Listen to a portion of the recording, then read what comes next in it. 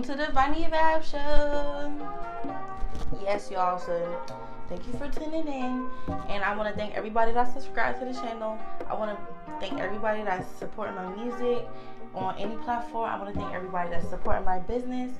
Thank y'all so much. I'm extremely grateful for y'all because y'all do not have to be giving y'all energy to me, but y'all do. Y'all tune in and y'all support. So y'all, on this channel, I like to talk about things that relate to me, that I like. Mostly it's gonna be spiritual stuff, but I think everything's spiritual, so whatever, pretty much. If I can work a way, find a way to work it in there and probably give a little message, I'm gonna do that. So y'all, I'm gonna try to make this video as quick as possible because I keep recording and I keep getting messed up, and I just want to make sure I can get this done. So today I want to talk about the book, The 4 Agreements by Don Miguel Ruiz. So this book, y'all, I feel like it's very relevant right now because we're in the age of Aquarius, where there's a lot of knowledge being spread at a very rapid rate. So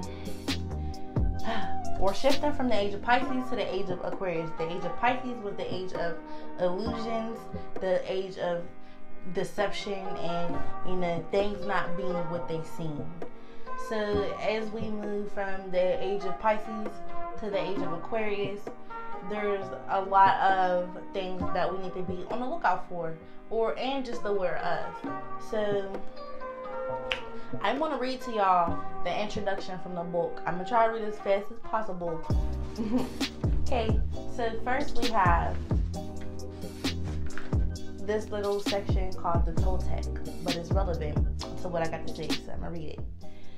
Thousands of years ago, the Toltec were known throughout southern Mexico as women and men of knowledge. Anthropologists have spoken of the Toltec as a nation or a race, but in fact the Toltec were scientists and artists who formed a society to explore and conserve the spiritual knowledge and practices of the ancient ones.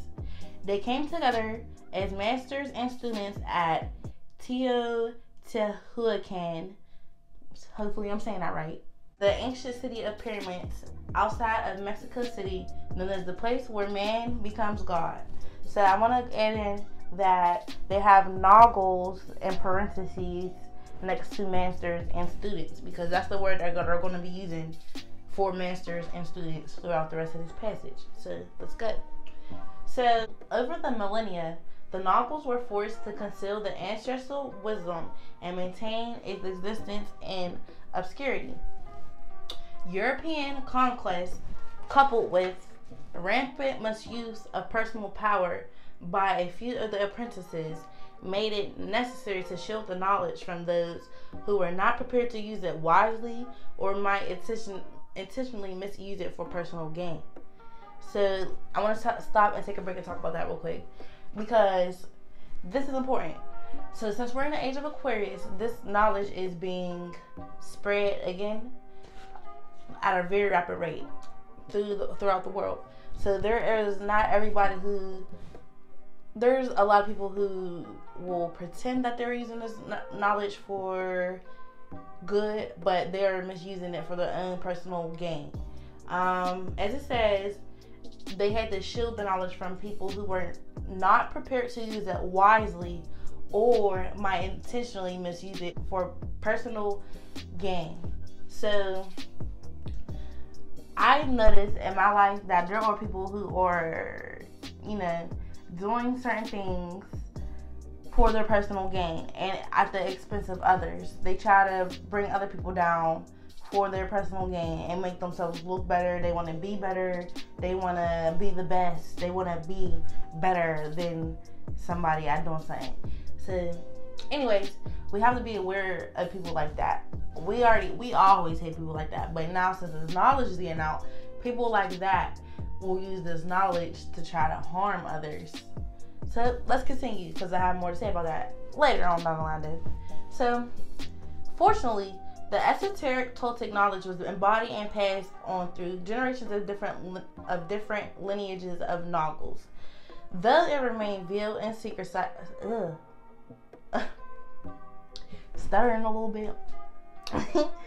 Though it remained veiled in secrecy for hundreds of years, ancient prophecies foretold the coming of an age when it would be necessary to return the wisdom to the people. That's now, y'all. That's the age of Aquarius. That's the age that, they're talking about. So now, Don Miguel Ruiz, a Noggle from the Eagle Knight lineage, has been guided to share with us the powerful teachings of the Toltec.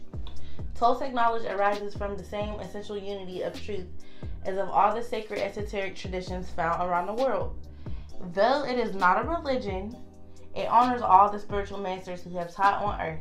While it does embrace spirit, it is most accurately described as a way of life, distinguished by the ready accessibility of happiness and love.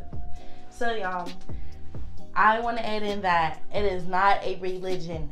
They said this knowledge is not a religion. It is a way of life, more so a way of life. But with that being said, they still honor all spiritual teachers. So they acknowledge or ascended masters and all the knowledge that they are here to bring. I personally think this is people like, even though I'm into spirituality, I think a lot of people go and just banish Jesus. I don't believe his name was Jesus. I believe his name was Yeshua. But I believe he did actually exist. And there's a lot of people that argue about his existence. But that's another story. But I believe that he was not to be worshipped. But I believe that he was here to bring us knowledge. And he did not want to be worshipped like a god. He did ascend to the knowledge of a god. I'm going to get to that later on as I keep reading. But I feel like there are more figures like him. So Buddha, Muhammad, and pretty much the religious figures that bring us different religions. Even though I strongly believe a lot of them were not wanting to be worshipped like God. I think that they were just wanting to spread knowledge, and since they had access to certain knowledge, people put them on a pedestal of being a god. So anyway, let's continue because you'll understand what I'm saying. So this next introduction is called the Smoky Mirror. 3,000 years ago, there was a human just like you and me who lived near a city surrounded by mountains. The human was studying to become a medicine man, to learn the knowledge of his ancestors, but he didn't completely agree with everything he was learning. In his heart, he felt there must be something more. Like, for me personally, this right here is like how everybody in the world, not everybody, because some people still sleep, but a lot of people are feeling right now. So that's the point of me making this video. One day, as he slept in a cave, he dreamed that he saw his own body sleeping, which is astral projection. He came out of the cave on the night of a new moon. The sky was clear and he could see millions of stars. Then something happened inside of him that transformed his life forever. He looked at his hands, he felt his body, and he heard his own voice say, "I am made of light. I am made of stars." He looked at the stars again and realized that it's not the stars that create light, but rather light that creates the stars.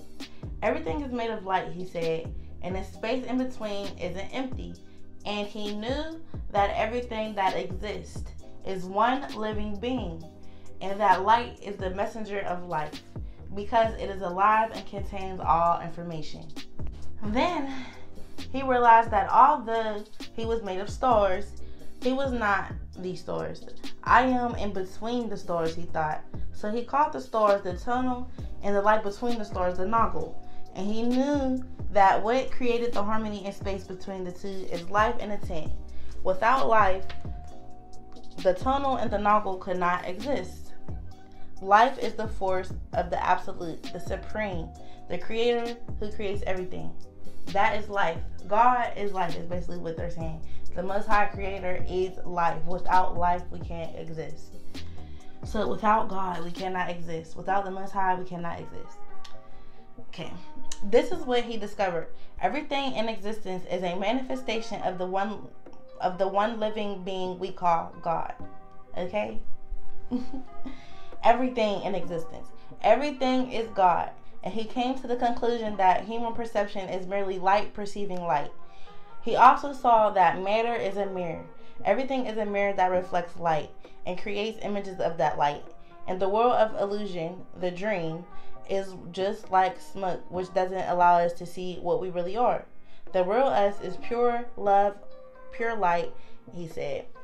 So y'all, the dream is the illusion.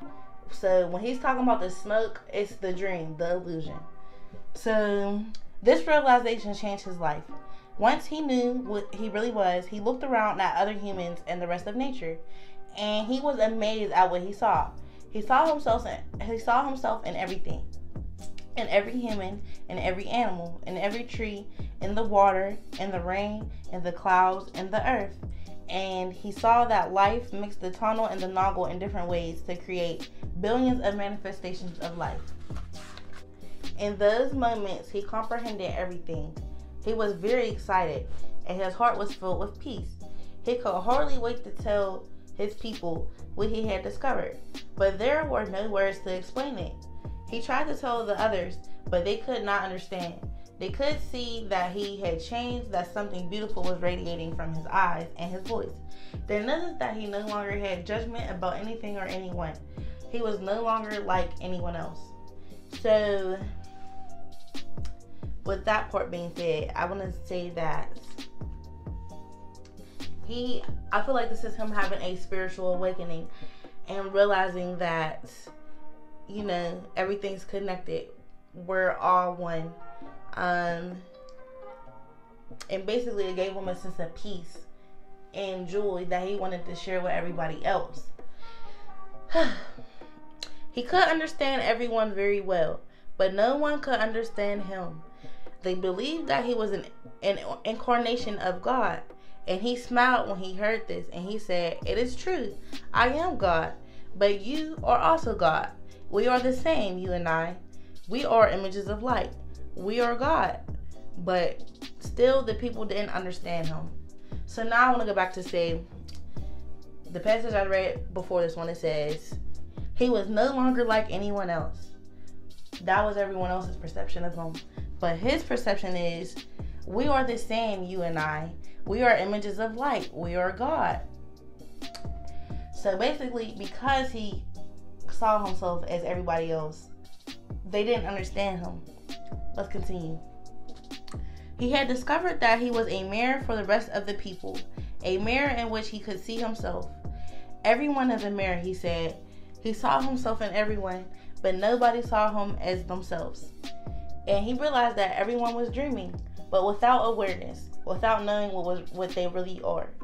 They couldn't see him as themselves because there was a wall of fog or smoke between the mirrors. And that wall of fog was made by the interpretations of the images of light, the dream of humans.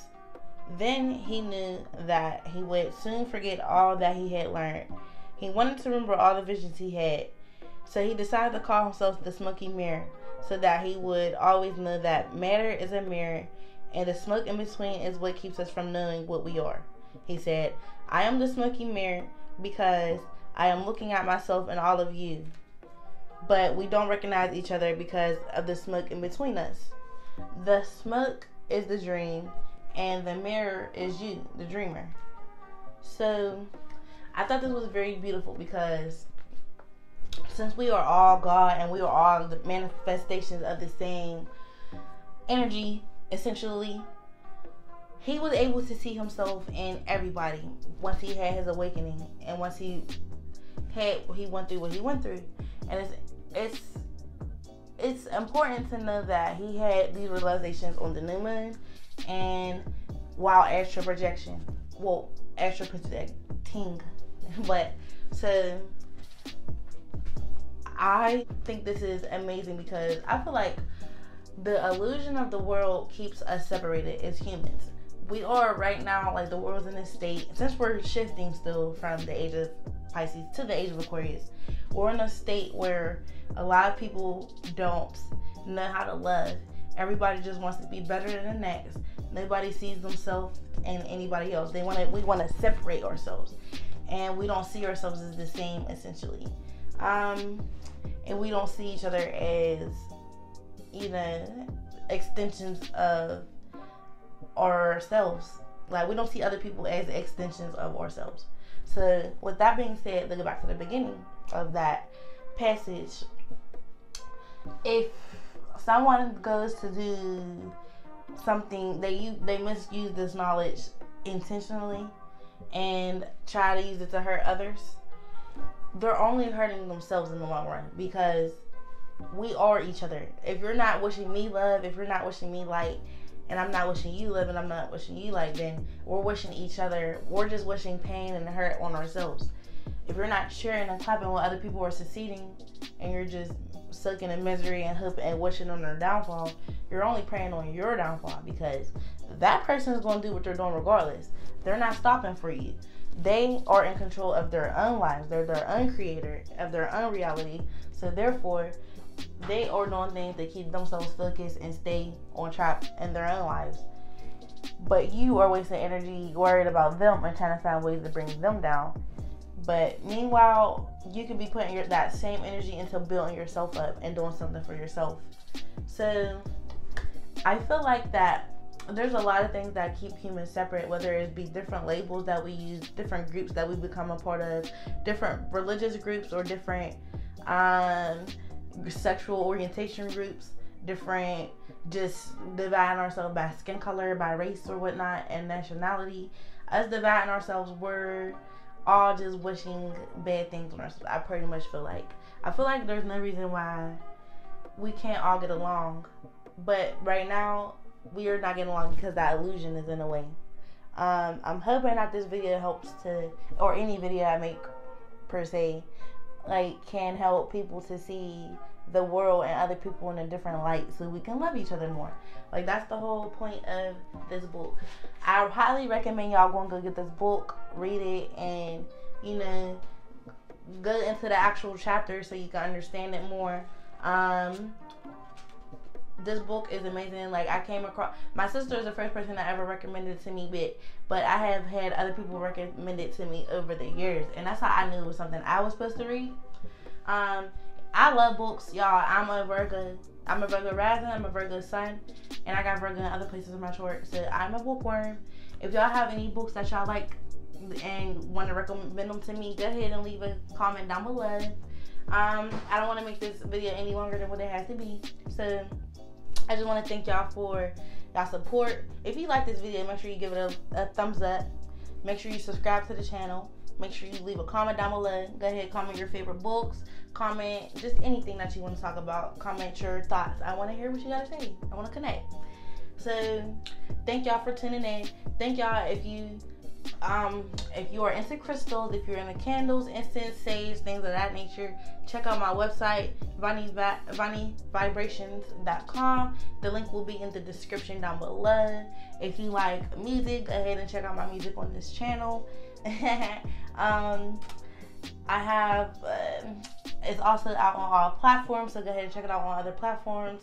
And thanks again, y'all. Signing out, Vani Vash signing out, and catch y'all in the next video.